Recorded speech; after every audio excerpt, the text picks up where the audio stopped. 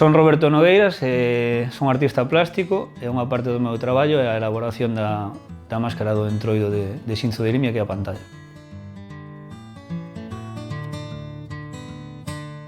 O meu interés polo entroido e pola pantalla nace desde que son un neno. Na miña casa é algo que se viviu con moita pasión, é algo que me inculcaron os meus pais e dai ven un pouco o meu interés.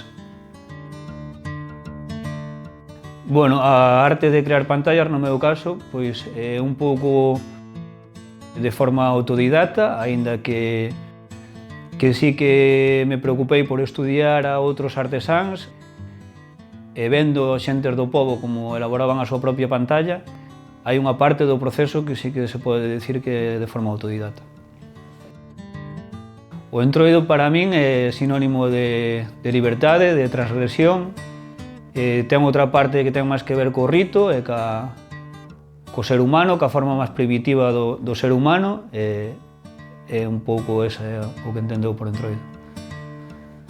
A tradición do entroido creo que é algo, na provincia de Ourense, creo que é algo moi ancestral, e que é algo que se supo manter no tempo de xeración en xeración, cunhos valores e cunha carga sentimental e emocional moi importante.